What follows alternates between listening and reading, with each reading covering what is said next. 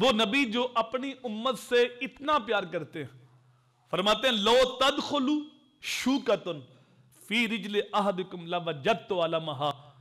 اے امتی اگر تیرے پاؤں میں کانٹا بھی چپ جائے نا اس کی تکلیف مجھے ہوتی ہے۔ جو اپنی امت کے پاؤں میں کانٹا چبھنا بھی گوارا نہیں کرتے، جب بلال حبشی کو تپتے ہوئے کولوں پہ لٹایا گیا تھا اور سینے پہ بھاری پتھر رکھا گیا تھا اور وہ کولے آپ کی چربی کے اندر پیوست ہو گئے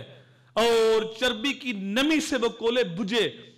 بلال حبشی احد احد کے نعرے لگاتے تھے، اس وقت حضور کے قلب اطہر پہ کیا گزری ہوگی۔ حضور صلی اللہ علیہ وآلہ وسلم کے غلاموں کو، حضرت عمار ابن یاسر کو آگ پہ رکھا گیا، حضرت سمیہ کو مکے کے چوک میں ابو جہل نے نیزہ مار کے شہید کیا۔ حضور صلی اللہ علیہ وآلہ وسلم کے غلاموں کو طرح طرح کی تکلیفیں دی گئیں، جو تکلیفیں سہنے والے غلام تھے، اور غلام کو جب وہ کوئی مارتا تو کوئی اسے پوچھ نہیں سکتا، وہ کہتا ہے میرا غلام ہے جو مرضی کرو، یہ میری بکری ہے، چاہے میں ذبح کروں چاہے دودھ پیوں، میرا حق ہے۔ تو وہ کہتا ہے جب غلام میں نے خریدا ہے تو جو مرضی کروں، اس کو کاٹ دوں، مار دوں، توڑ دوں، کوئی پوچھ نہیں سکتا۔ تو جب کوئی غلام کلمہ پڑھتا تو جو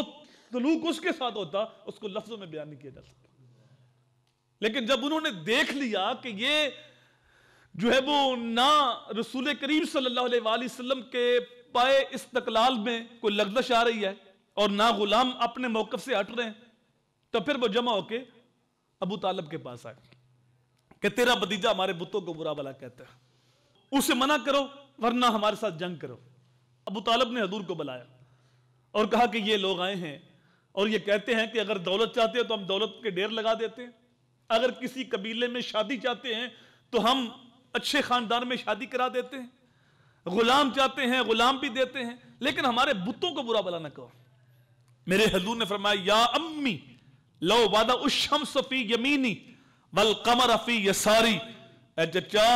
دائیں ہاتھ پہ سورج رکھ دو، بائیں ہاتھ پہ چاند رکھ دو، کونین کے خزانے میرے قدموں میں رکھ دو،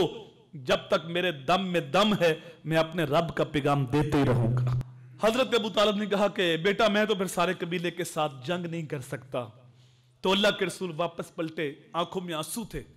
جب حضور کو پریشان دیکھا تو ابو طالب نے کہا کہ اے میرے بھتیجے پریشان نہ ہو، قل ما اجبتا، جو تیرا جی چاہتا ہے تو کہہ، تیرا چچا تیرے ساتھ۔ جب کفار نے دیکھا کہ یہ اپنے موقف سے نہیں ہٹ رہے اور حضرت ابو طالب کا ایک دبدبہ تھا، روب تھا، تو انہوں نے پھر سوشل بائیکاٹ کر دیا، 3.25 سال تک شیب ابی طالب کی گھاٹی میں قید کر دیا حضور کے سارے خاندان کو۔ اب وہ جو مشکل ماحول تھا اس کو لفظوں میں بیان نہیں کیا جا سکتا۔ عورتوں کی چھاتیوں میں دودھ سوکھ گیا،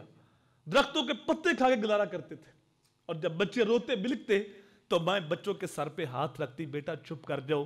اگر کفار نے آواز سن لی تو ہمارے نبی کو تانے دیں گے۔